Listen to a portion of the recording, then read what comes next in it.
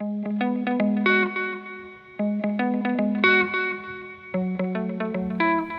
and welcome to Pop of Passion. Join me, Jax Barker, comedian and highly sensitive person, along with a guest every other week as we delve into our deepest passions, from being a plant dad to conquering insecurity with comedy.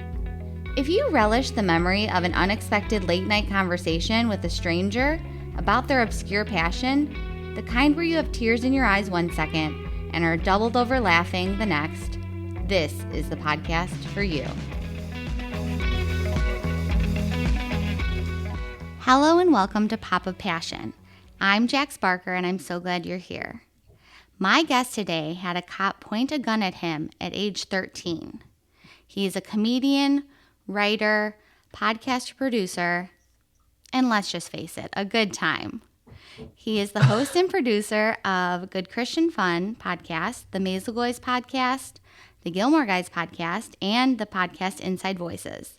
Please welcome Kevin T. Porter. Hello, Ooh. We're here. We finally did it. Oh no, I scared my dog. Sorry, I was too hardy. And then the dogs freaked out. It's okay. Hello. It's okay. Hello. Hi. How are you doing today? Lovely to be here. Oh, it's one of those days where it's like, I have a window of time. I guess I'll bake something. I'll bake a new little blondie dish. So That's what I was doing right before I logged on with you. Cool. Pulled something straight out of the oven. I love that. With just minutes to spare before getting on the Zoom. It was a close call, but we did it, Joe. Awesome. We did it, Joe. That is not the first time someone has quoted that on the podcast, which is so funny. Jessica Jardin said that on a previous episode. Jessica is one of those girls where it's like, I think we'd be friends, but we've never overlapped and we've never intersected in the same circle, but I know her. Yeah, UCB. I have no idea if she knows me, but I think she's so funny when I hear her on stuff. Yeah, she's great. So, Kevin T. Porter, the question everyone's been waiting for. Oh my God. What is your passion? My passion. Wait, what did I say in the email? You said baking and music.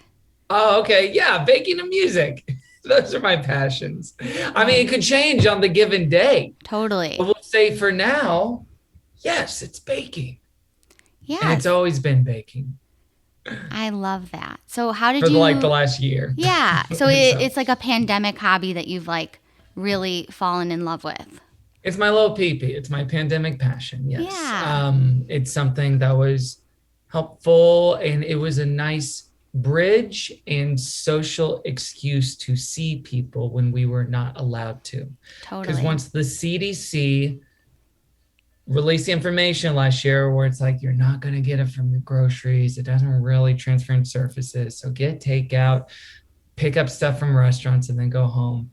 Then that's when I was like, oh, well, I enjoy baking a lot and I wasn't doing it because it was just for me at that time. And then once the CDC said that, I knew that people in my life would be less reticent, hesitant, and more open to the idea of like, hey, I made a dozen brownies today. Do you want 6 of them? And me just popping by, who doesn't want a free little brownie treat for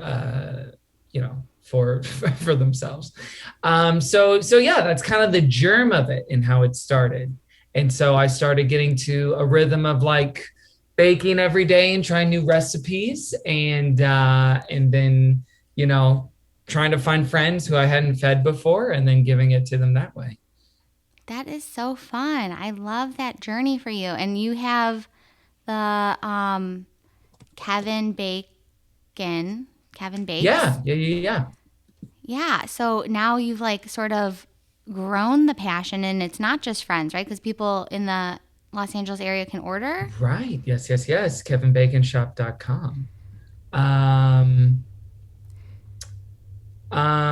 So it kind of started when a lot of people sort of nudged me towards that and just the idea of oh, you could probably sell these if you wanted to, which always felt weird to me. It's interesting in 2021 to commodify anything you do because there's always some semblance of guilt if you're not struggling to make ends meet. Where it's so the way I mitigated that guilt was by doing it all for charity. The first 2 months of doing the bake shop. So any profit I got, I just gave back to this homeless coalition called SELA here in Los Angeles County. So I did it that way. And now it's kind of settled. The pace was really wild, especially because it's just a one-person operation for the whole thing. But now the pace has settled where it's just me, and just a couple orders per week. Nice. So did you always like baking, or was it really like the pandemic pushed you into this? I liked it a little bit before we all decided to start the pandemic. But yeah, I would like try little recipes and little treat things before and make like a snickerdoodle here and a marshmallow thing there. But yeah, it was something that accelerated because I had the time and the inclination to do so during the pandemic. Right. But it was something that I just didn't do that much because before I lived alone, I just didn't feel like that much like free room to roam in like the kitchen and whatnot. I always felt like I was taken away from people. Yeah. So yeah, when I was given all this time and opportunity, and after those guidelines came out of what was safe, that's when it really kicked into high gear the way it's been the last couple of, I guess the last year. I guess it's really been a year. To the dot. And it's something that I like rediscovered too, because like with the bake shop, I offer 4 varieties on the website. And I've gotten into rhythms where it's like, oh, I've made literally 1,000 of these cookies, like of this particular variety. And I'm like really tired of baking. So at the end of the day, what do I want to do to unwind? It's probably not more baking. So it's something that I kind of had to like, once things settled down a little bit with the bake shop, it was something that I like rediscovered again of like, oh, this is fun to like create and try something out in this context. So yeah, that's what that's been about. I just have to say, I know this isn't fun for the audio listeners, but I've listened to you on so many podcasts for years, and now to see you, you're so animated. It's so fun. You're like a cartoon character. Well, yeah, I think that might be like a compensation too for Zoom recordings and doing it distance too, where it's like you want to make sure that you're engaged with the other person, right? Because it's like we're not literally in the same space. So like, what other kind of, I don't know what you would call it, like spatial cues that you would have to indicate like I'm with you, you don't have as much. So it's almost like how you use your eyes even more so when you're talking through a mask or whatnot. So yeah, maybe that's a part of it. I don't know. I really appreciate it. It's like so cool to see you like moving and like you're so animated. Oh, thank you. Yeah, you got to keep people engaged. Right. Podcasting 101, keep them on the line.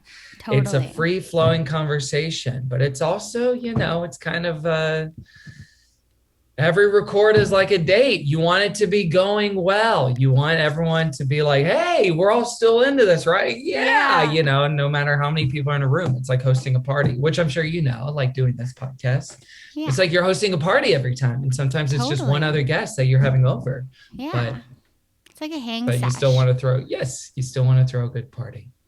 So, back to your passion. Do you listen to music while you bake, or do you listen to podcasts, or do you have the TV on? Mostly podcasts, and I'll listen to music sometimes, but music is more of an occasion for me than it is like a default, the way it is for like probably most normal people. But I think because there's an element to it where you can't, because of just like the inherent mess and the ingredients of baking. Yeah. You can't really use your phone that much, which, listen, as a millennial, is just devastating to hear. So I can't, as I would usually or normally throughout the day, like text friends and talk to people like I would if I was on my computer or something. So you almost want like some sort of like social fulfillment outside of that. So sometimes the parasocial relationships of listening to a show where you're familiar with the hosts of it kind of act as a nice social replacement for that. And then sometimes it is like, because of certain friends of mine, like sometimes it is literally friends of mine that I'm listening to on their podcast. So it's nice to still feel connected when it can be easy, where it's like, oh, I've been working on this cake for 4 hours or whatever the case may be. Right. I haven't talked to anyone. Well, if you listen to a podcast, you're hearing someone talk to someone, rather than just like music, where that fulfills a much different sort of need on the part of the listener. Wow. Yeah, that's so true. I never thought of it that way. Yeah, I think that's probably why a lot of people listen to the shows that they do, is to fulfill, that like parasocial thing. Like it's the same reason people will rewatch their same favorite TV shows like Friends or The Office over and over Yeah. again, where it's like it's filling the void and the need of familiarity when they may not have, like, especially after this year of isolation and during the isolation, not felt connected with a lot of people or in like active communication with Right. them. So I Yeah, it feel like that's probably a has. part of it. It's been such a weird time. And I feel like it's even weirder getting out into the world now that people are vaccinated. It's Hmm. just like, it still feels like I have a little pause where I'm like, ooh, I don't know. It's just, I feel like I'm getting my sea legs all over again. Yeah, everyone's going at different paces. It's really interesting to have gone through the bad thing all at the same time together in similar ways, even though everyone's experience obviously was different and better and worse. But like the time that we mark it by is pretty much the same. But everyone's re-entry and what they're comfortable with and what's good and like what's hopefully going to be continued to be goodness and something flourishing and re-expanding as the world opens up back again this Yeah. next year. Everyone's experiencing that at wildly mismatched paces. No one's on the same page with that. There's some people where it's like it never happened, and there's some people that even fully vaxxed, they're going to stay inside. No one's doing that part Right. of it at the same time. Everyone's got their own fears and anxieties and ingrained trauma in their bodies now, which I fully understand. So Right. it's gonna be a long time until everyone's on the same page again as far as that stuff Totally. goes. Do you have any like big moments that you're looking forward to in this as we're coming out of the pandemic? Like, I'm going to see Gaga at Fenway and at Wrigley, and I'm like, I can't wait. But I'm also Oh my scared gosh. Yeah, because I'm yeah, like, I yeah. haven't been around that many people in so long, and concerts are already stressful. What a and a stadium show too. Not even I like, oh, know. I'm seeing it at like a 2,000 person theater or something. But those Right. are like the capacity of Fenway is probably what, 20,000, Yeah. probably more. Yeah. It's huge. More than that. So yeah, I totally get that. As far the big events that I was marking time by was like, when can I host people at my home again, like Right. 20 plus people in a way that's safe? And when can I go to the movies again? And I did both those things this past weekend for the first time. So now, like, Awesome. my highest hopes of what I thought would happen in 2021, I'm like, well, I did them. So Yeah. that's kind of like it truly, because like, remembering this time last year and just not knowing, like, yeah, we might be inside until 2023 and there may never be a vaccine, and just like all the uncertainty and contrasting it with this time of now of like everything you wanted. As far as, and there's like little annoying things that are like inconvenient, but pretty much everything I ever wanted to happen again has happened and is happening again. Right. And now there is this sort of existential ennui of like, okay, now what? And I'm one of these people whose body did not have a tough time readjusting. Like the first party that I went to with fully vaccinated people post vaccine, I was like, oh yeah. It wasn't like, oh, do I shake this person's hand? It was Right. truly like, oh yeah, good to see. Yeah, it was just like slipping right back into it in a way that's Yeah. almost kind of scary to me, Yeah. in how easy it was to forget all that Right. stuff and to forget that time. And it's almost like, well, if I forgot this like really rough, hard, traumatic thing, what else have I forgotten in my life? Totally. 100%. So when you So, saw people, did you bring some treats? oh, sure. Yeah, yeah, yeah. I mean, everywhere I go now, pretty much, even if it's just like a small little dinner or coffee with someone. Cause I mean, I just really can't emphasize enough how lousy I am with treats. Not like I have them all the damn time. So Right. it's almost like a game to try to unload them and get rid of them. So yeah, yeah. First party back was an Oscars party a friend of mine threw, and I Oh, and brought you guys do like puns for the work for the food. it's kind of, yeah, that's kind of the centerpiece of the whole thing is just whatever. awful pun you can do based on the name of the movie or the actor or actress that was nominated for something. So things like The Trial, the Chicago, Seven Layer Dip, or Yeah. Glenneman Close Crunch bars instead of Cinnamon Toast Crunch, and things like that. Yeah, it's what we all look forward to every year. That is so fun. I love seeing like there's that. I feel like I look forward to people's Instagram posts that I'm not even like friends with. And I always look forward to, September that Demi has your co-host from Gilmore Guys has that video. It's like, there's some things where it's like they're events, Taylor Swift's 4th of July party. It's just they're events in my life, even though I'm not involved.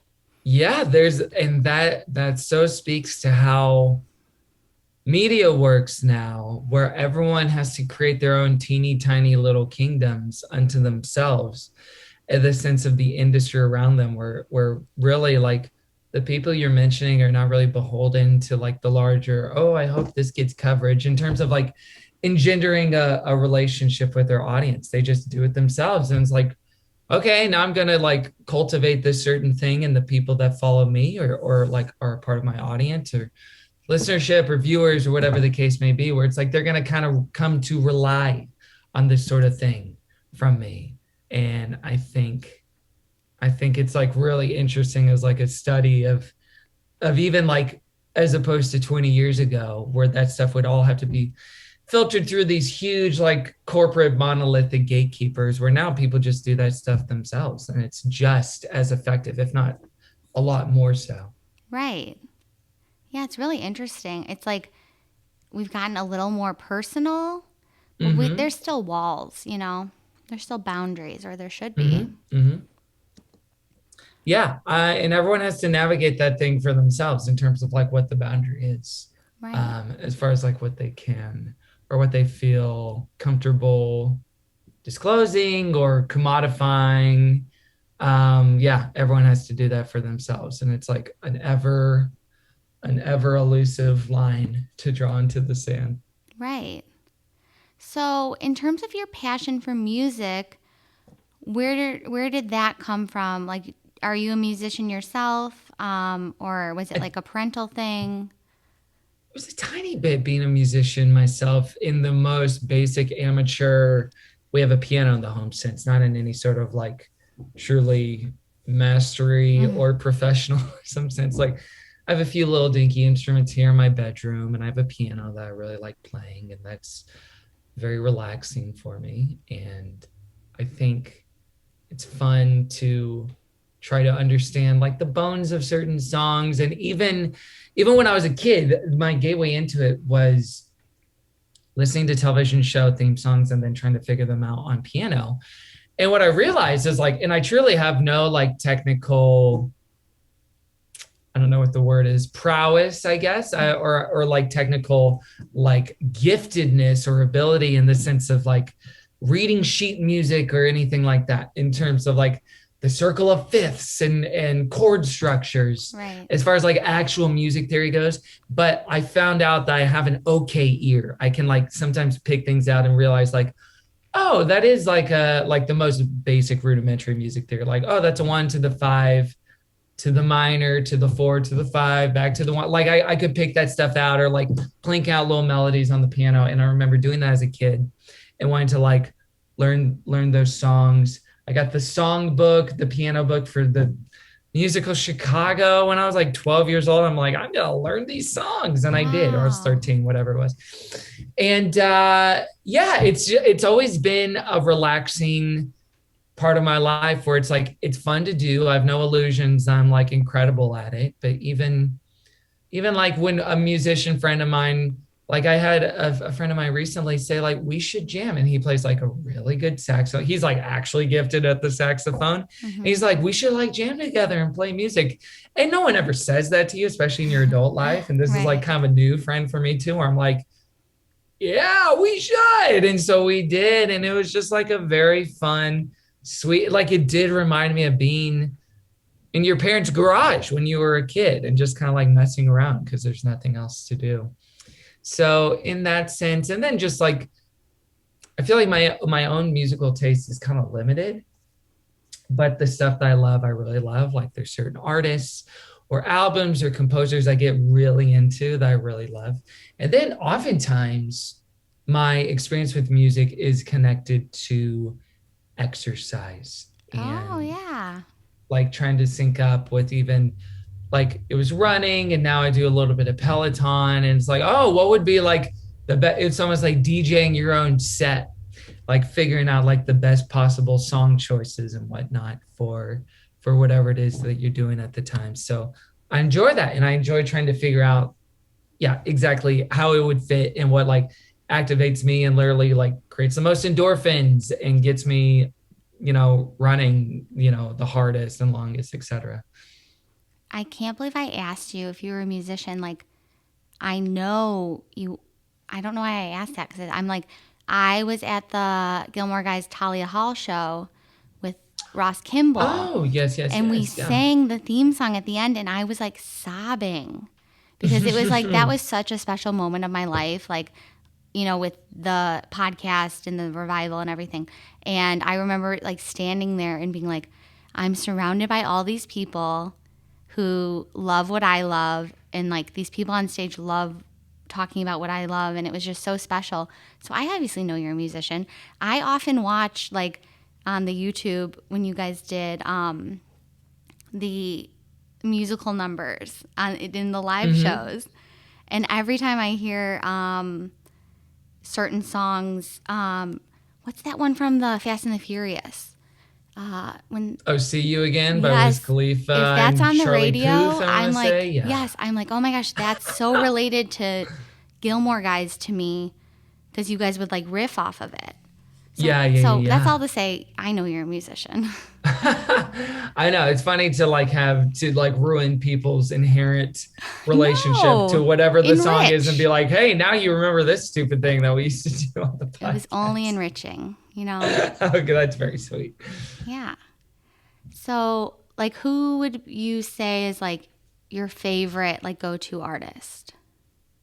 Unfortunately, it's like such a cishet basic white boy answer, but Springsteen was like the beginning and the end for me, honestly. Like I got into him in high school.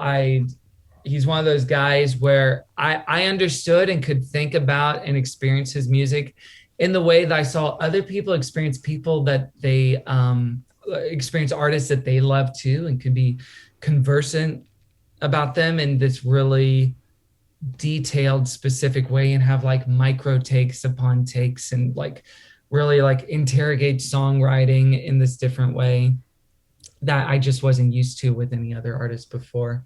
I've seen him 22 times in concert. Wow. Over the years, and just someone who I've had a long-term relationship with Yeah. for as long as I've been listening to him for 16 years now. And someone who I've like grown with. I started listening to him when I was 15 or 16 years old. Now I'm 31. When he was in his 50s and now he's 70. Like just like Wow. it's strange to spend that much time experiencing someone's work on a long enough time frame, and to not really ever be that disappointed. Like there's always like little disappointments of like, I didn't like that album that much or whatever, but just in the sense of the purpose that they're providing and the work that they put out, someone that just is incredibly reliable in a way that I think is rare for any artist of any caliber, to just be consistent in their like stated MO and their goals and their commitment to what they're trying to do as an artist, I think is like really special. So it's been fun and really sweet to experience that. Yeah, it's really cool to grow with an artist.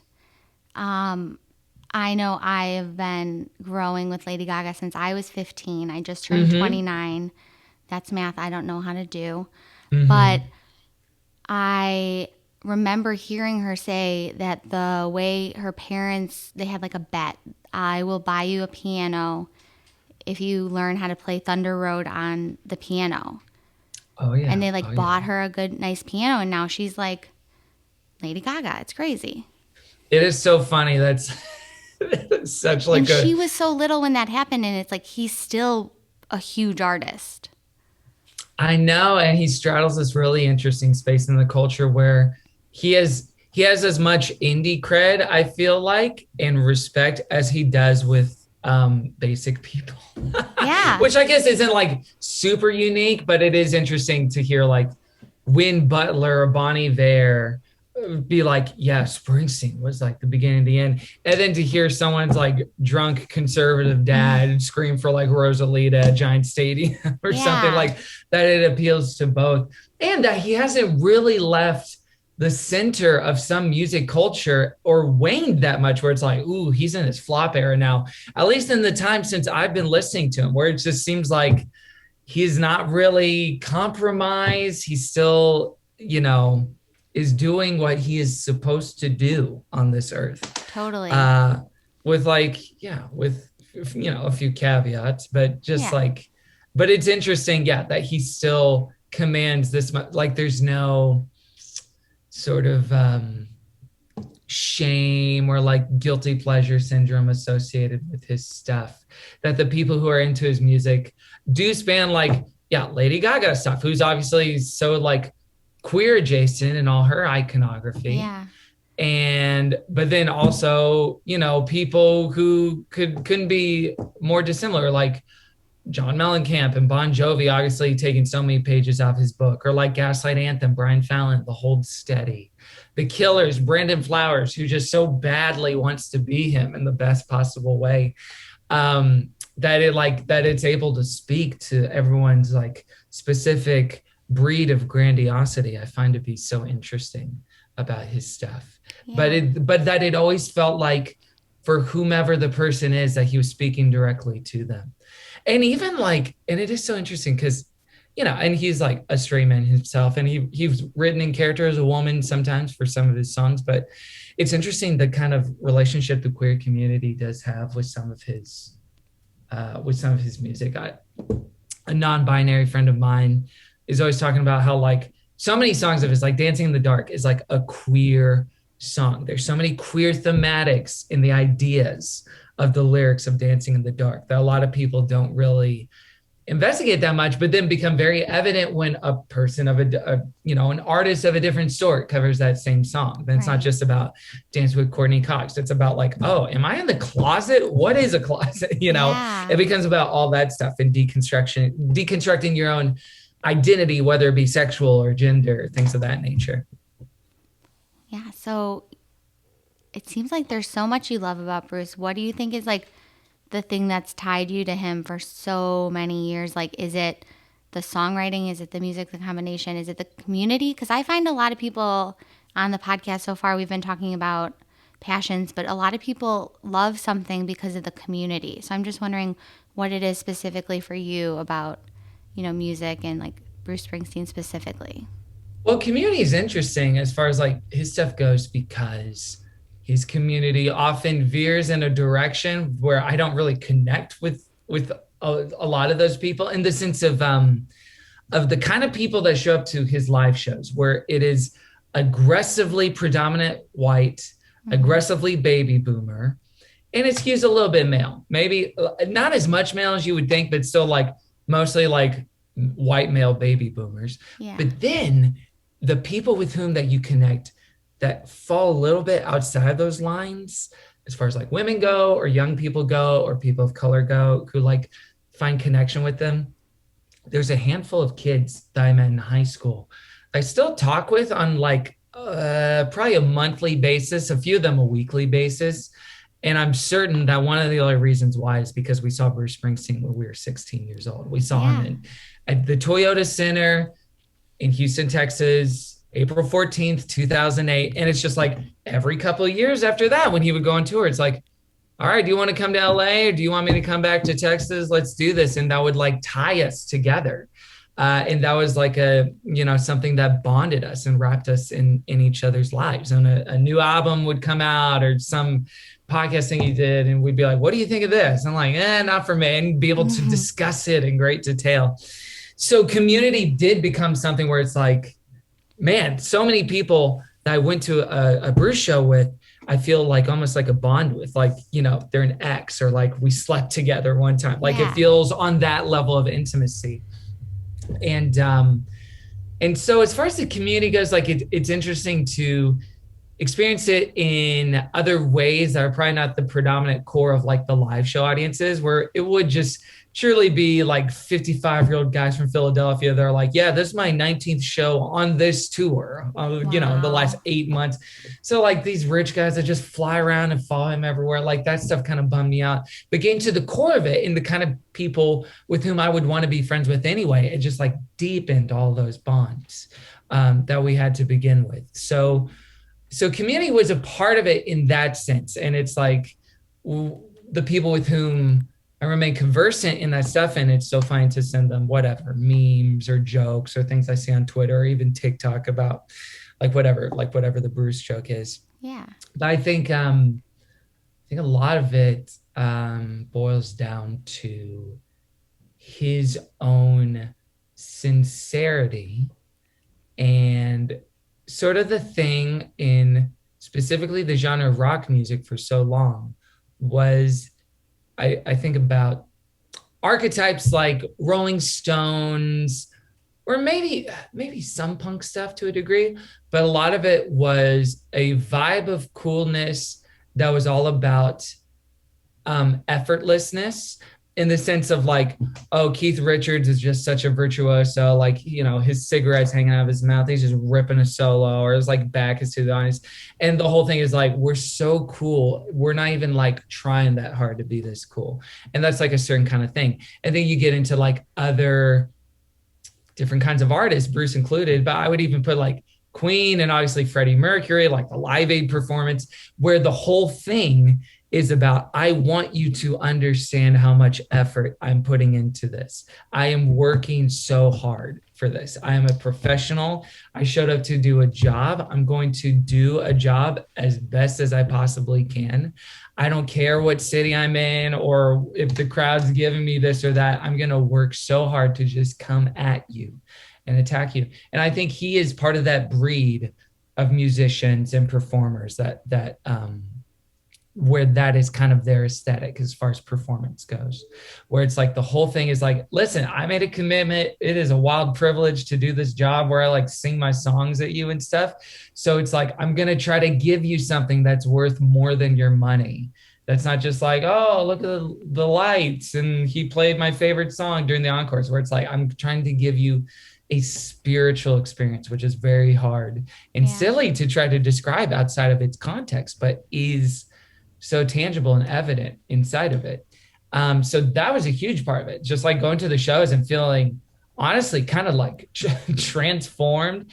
And then just like, you know, is he the best songwriter in the world? I don't know, but I think some of his songs are my favorite songs ever written. Some of them are. Yeah. Like, is he the best singer in the world? I don't know, but his voice is one of my favorites I've ever heard, you know? So it's like a combination of things, and just like understanding and just getting a map of a person, and just that thing that I experienced when I was 15 years old, listening to it for the first time and having the feeling of like, oh, I feel like I've heard this song 500 times. It was my first time listening to it. And just that thing that sometimes you have with certain kinds of pop songs. I think Lady Gaga is good at this sometimes. And there's like other songwriters, obviously, you know, like the Brill Building people, the Phil Spector people, Carole King, I would put in this category, where it's like they had such a knack of getting at something that is like so like felt like a pebble in your shoe all your life that you can just finally pull out and behold, and it's a diamond. And that's what their songwriting is, where it's like, I think I've heard Will You Still Love Me Tomorrow like a million times, even before I ever heard it once. Like that's what it feels like. And some of his songs feel like that. And then two, I think the long-termness of the relationship I have with him is so appealing. Just like it's fun to grow and it's fun to get older in age. And especially with his music, like he has like youthful young songs where it's like, oh yeah, sometimes it's weird for a 70-year-old to be singing this. But then a lot of times it's like, oh, he was such a little freak when he was a kid that he had the forethought to put lines in that could only age well as you get older, where it's almost like country music is really good at that, where country music will be conversant in themes of like the economy and anxiety and despair and death and mortality. And so many songs are about like adult problems, like, well, I lost the mortgage on my farm or whatever the case may Yeah. be. And so much of rock is like, let's make out, I love you, let's have sex. And he was good at like balancing those concerns and creating like songs that could age with you and that appreciated in value as I got older. There's definitely songs of his that I love way more as a 31-year-old adult man than I did when I was 14 or 15 hearing it for the first time. So I'm grateful for that too, like the longevity of it, the endurance of it. Um, and then just like almost his like flagrant uncoolness, like he's just so not cool in a way. Like he was a dad, like even watching his shows from like 75, 78, 80, 84, he was already a dad before he was literally a father in his own real life.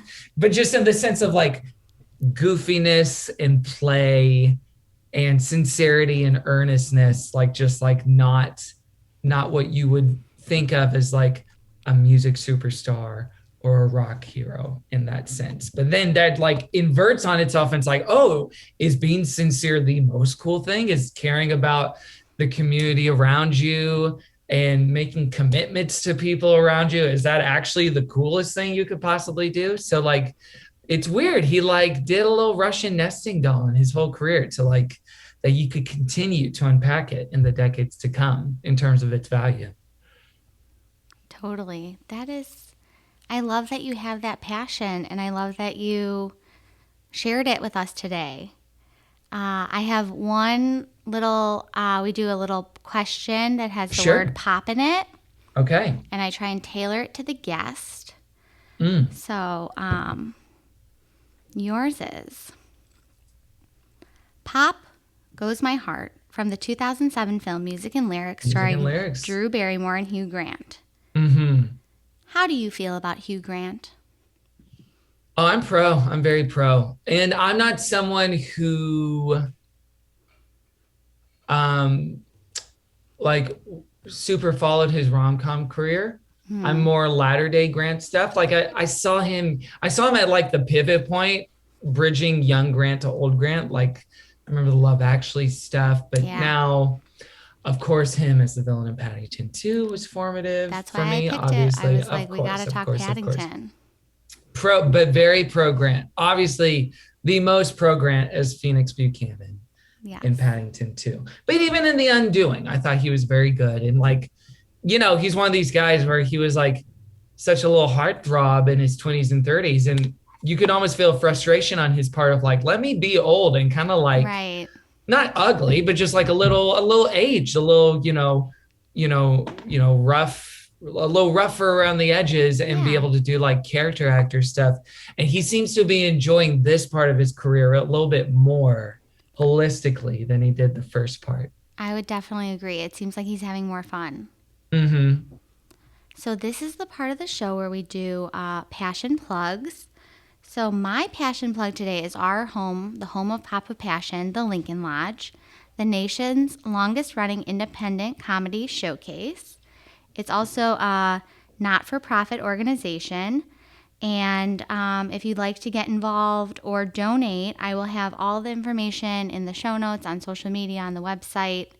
Mhm. And I hope everyone can get out to the Lincoln Lodge in Chicago. And it's just the best. Everyone's been so great with this project for me. And I took my first stand-up class here. It's just love the Lincoln Lodge. So thank you to everyone at the Lincoln Lodge. And I will give it to you, Kevin T. Porter. What is your passion plug?